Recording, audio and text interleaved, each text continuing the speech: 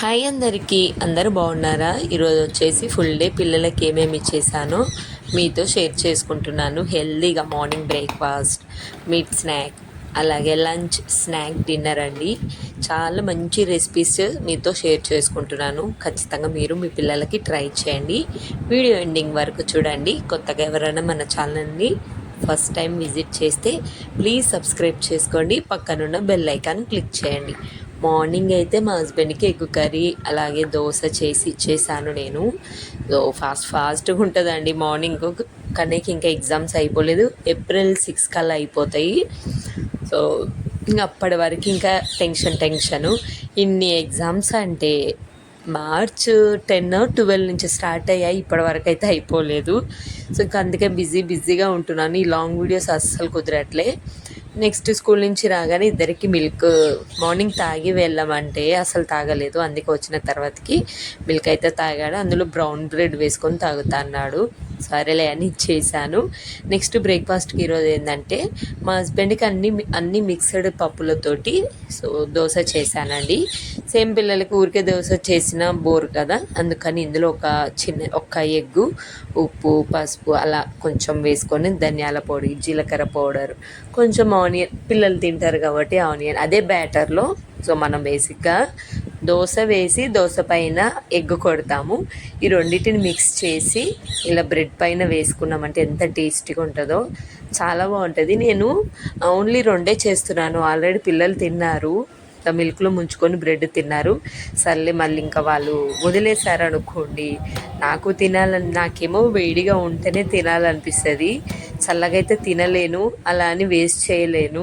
కష్టంగా తింటాం ఎందుకు అనేసి ఇద్దరికి చెరొక్కటి చేస్తున్నాను. బ్రెడ్ పాలలో ముంచుకొని తిన్నారు కదా, సర్లే అని ఈ విధంగా బాగుంటుంది. సో మీరు కూడా ఖచ్చితంగా అన్ని మల్టీ దాల్తోటి లేదంటే ఓన్లీ పెసరపప్పుతోనైనా ఈ విధంగా చేసుకోవచ్చు. చాలా టేస్టీగా ఉంటుంది. మంచిగా నెయ్యితో 2 సైడ్స్ అలా కాల్చుకోండి, ఓకేనా. నెక్స్ట్ మార్నింగ్ చేసిన పప్పులన్నీ కొన్ని మిగిలినాయి. దాంతో నేనే ఆఫ్టర్నూన్ లంచ్కి పప్పు చేస్తున్నాను. ఈలోపు నా కోసం నేను ఒకటి వేసుకున్నాను వేడివేడిగా. ఏమో తినాలనిపించదండి, మార్నింగ్ హాట్ వాటర్ తాగిన వెంటనే తినలేను. మళ్ళీ వెంటనే నేను బ్రేక్ఫాస్ట్ చేస్తే లంచ్కి ఇంకా మళ్ళీ ఆకలేయదని ఒకటే తినేసాను. అన్ని పప్పులో కలిపి పప్పుచారులాగా చేస్తే బాగుంటుంది. సమ్మర్ కదా, కొంచెం రసం, పప్పుచారు అయితే బాగుంటుంది అనేసి చిన్న ఆనియను, ఇవి వచ్చేసి సొరకాయ ముక్కలండి. వాటర్ కంటెంట్ ఎక్కువ ఉంటాయి. పిల్లలు కర్రీ చేస్తే అస్సలు తినరు, అందుకే నేను ఈ విధంగా పప్పుచారులాగా చేస్తున్నాను. ఆ పప్పు కూడా కందిపప్పు, మసూరి పప్పు, నెక్స్ట్ వచ్చేసి ఏమంటారు కదా పెసరపప్పు, పెసర్లు ఉంటాయి చూడండి, ఫుల్ మూందాం, అవి వేసాను. సో ఈ విధంగా మనకి సొరకాయ, టొమాటో అన్ని మగ్గిన తర్వాతకి పప్పు ఇందులో వేయడమే. ఉప్పు, పసుపు, కారం అంతే. సో మీకు తిక్కుగా కావాలంటే తిక్కుగా ఉంచుకోండి. నేనైతే కొంచెం చారు టైప్ చేస్తున్నాను. సైడ్కి ఏదో ఒకటి ఉండాలి కదా అనేసి మష్రూమ్ ఫ్రై చేస్తున్నాను. నెక్స్ట్ ఇంకా కోకోనట్, సమ్మర్ కదా, water melon, Musk melon, coconut water మంచిగా ఇవ్వండి. అట్లీస్ట్ 2 డేస్కి ఒకసారి అయినా ఇవ్వండి. సరే కనపట్టు.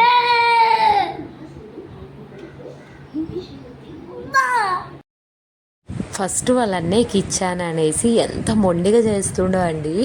సో అంటే ఈ మధ్య ఇంకెక్కువ అయిపోతుంది మిన్నుకి, తనకే ఫస్ట్ ఇవ్వాలని. అలా ఎక్కువ చేస్తుండని కూడా నేను ఇవ్వట్లేను, ఎందుకంటే అదే మనం అలవాటు చేసామనుకోండి, ఆయనకే ఫస్ట్ ఇవ్వాలి, అన్నయ్యకి ఇవ్వద్దు, ఇలా అలవాటు అయిపోయింది అనుకోండి, అడ్జస్ట్ అవ్వడం చాలా కష్టమవుతుంది. అందుకే నేను కావాల్సుకొని ఫస్ట్ మా పెద్ద బాబుకే ఇస్తున్నాను. రాక్షసుడు అండి మా మిన్ను, రాక్షసుడు అసలు. అబ్బా తలకాయ గోడకేసుకొని కొట్టుకోవాలనిపిస్తుంది మా మిన్ను చేసి కొన్నిసార్లు కొన్ని పనులు. కానీ వాళ్ళని కొట్టలేక మనం కొట్టుకోవాల్సిందే, ఏం చేయలేము. నెక్స్ట్ ఇంకా కోకోనట్ వాటర్, మిడ్ స్నాక్ కింద కోకోనట్ వాటర్ కొన్ని ఇచ్చేసాను పిల్లలకి. అందులో ఉన్న కొబ్బరి నేను తినేసాను లేతగా. ఎక్కడ అండి బాబు, నాకు ఇద్దరు పోటీ అయిపోయారు. ఒకప్పుడు నాకు నేనే తినేదాన్ని, అప్పుడు తినమంటే తినకపోయేది అస్సలు మా పిల్లలు, వద్దంటే వద్దని. ఇప్పుడు నేను తింటూ తినడం చూస్తున్నారు కదా, చక్కగా వాళ్ళు కూడా మంచిగా తినేస్తున్నారు.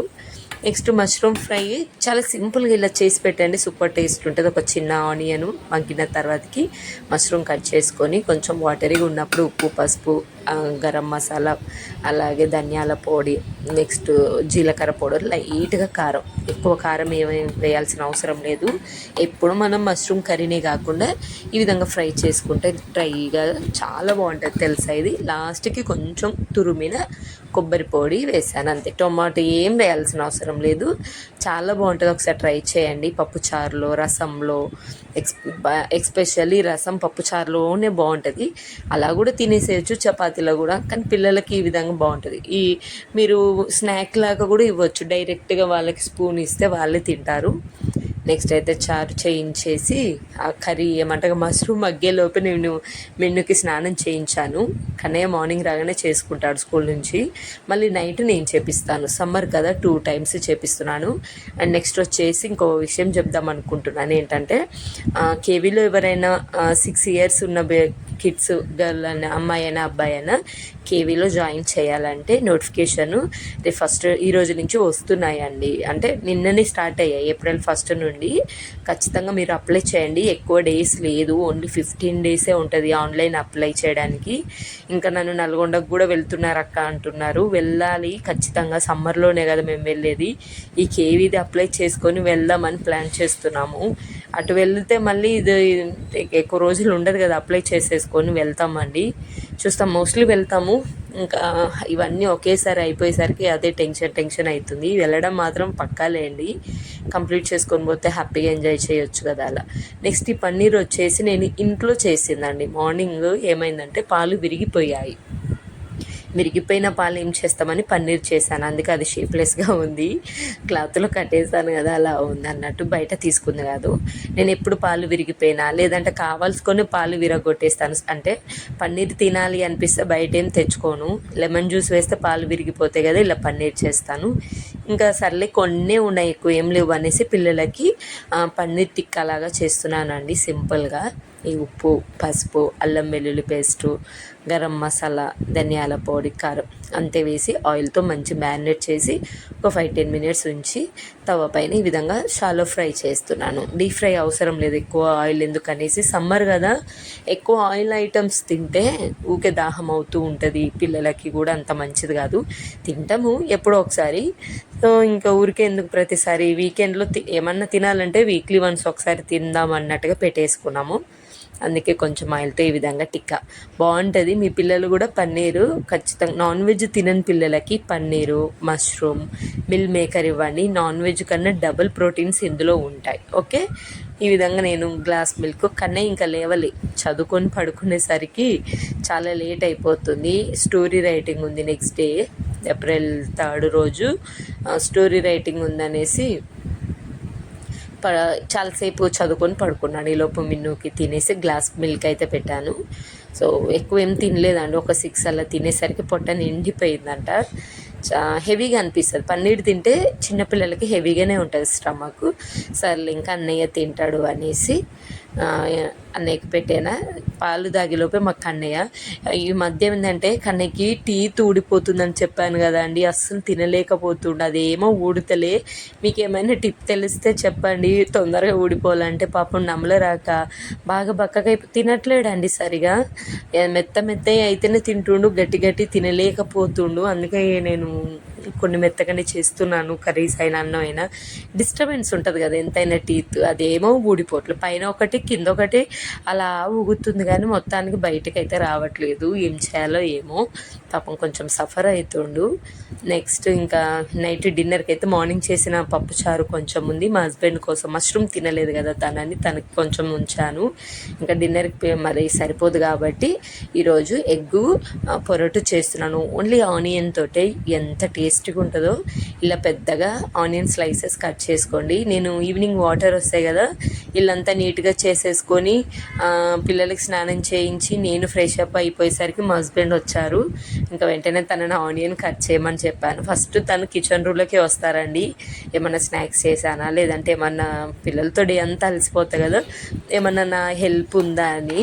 తనకి కూల్గా ఉంటేనే వస్తారు, ఇంకా బిజీగా ఉండి కొంచెం అలా ఇలా ఉంటే ఏమీ అలా రారు. కానీ ఫస్ట్ అయితే కనీసం మాట్లాడడానికైనా కిచెన్లోకి వస్తాను. నేను ఎక్కువ కిచెన్లో ఏదో ఒకటి చేస్తుంటాను కాబట్టి. నెక్స్ట్ ఆనియన్ కట్ చేయగానే ఆనియన్ కొంచెం మగ్గిన వెంటనే ఉప్పు పసుపు వేసి ఎన్ని ఎగ్స్ అయితే అన్ని ఎగ్స్, ముందే కారం వేస్తే మాడిపోతుంది. ఎగ్స్ తిప్పిన తర్వాతకి కొంచెమే కారం, పిల్లలు తింటారు కాబట్టి. మేము కూడా అంత కారం ఏం తినము, పిల్లలు అంటే వాళ్ళు ఎలా తింటారో మేము కూడా అలానే తినడానికి అయ్యాము, చప్పచప్పగానే. బాగుంటుంది ఇది special kids lunch. Next school టైంలో కిడ్స్ లంచ్ బాక్స్కి అయినా, లేదంటే పప్పుచారుల సైడ్కి కూడా డైరెక్ట్ కూడా ఓన్లీ రైస్లో తినొచ్చు. పప్పు ఉందనే చేశాను, సో మళ్ళీ అది సరిపోదు కదా అని కొంచెమే ఈ విధంగా పొరటులాగా బాగుంటుంది టేస్ట్. టొమాటో ఏం లేకుండా మంచిగా రైస్ మొత్తం కలుస్తుందండి. ట్రై చేయండి, పిల్లలు బాగా ఇష్టంగా తింటారు. ఈ ఎగ్ అంటే ఇష్టం ఉండకుండా ఉంటుంది ఆ పిల్లలకి అలా. సో ఇంకా వేడిగా అన్నం కూడా అయిపోయింది. పప్పు చారు కొంచెం ఉంటే అది ఇది తినపెట్టేశాను. సో పిల్లలకి మళ్ళీ ఈవినింగ్, సమ్మర్ కాబట్టి 2 times అండి, మార్నింగ్ ఈ నైట్ ఇద్దరికి స్నానం చేపిస్తాను. సో ఇంకా బిన్ను కూడా ఇప్పుడే స్నానం చేయించేసి వేడిగా అన్నం పెట్టేశాను. ఫుల్ డే ఇలా కొన్ని రెసిపీస్తో అయితే డే అయితే ఈ విధంగా మాది గడిచిపోయిందండి. మీరు మీ పిల్లలకి మష్రూమ్ ఎగ్ ట్రై చేయండి, ఓకేనా? సో ఈ విధంగా పిల్లలకి తినిపించిన తర్వాతకి ఇంకా మా హస్బెండ్ కూడా ఫ్రెష్ అప్ అయిపోతే తనకు పెట్టేశాను. వాళ్ళ నాన్న దగ్గర ఒక్క ముద్ద తినండి. మా పిల్లలకైతే ఫుడ్ ఎండ్ కాదా, ఆ రోజుకి ఖచ్చితంగా ఇలా ఒక్క ముద్ద అయినా చెరొక్క ముద్ద తినాలి.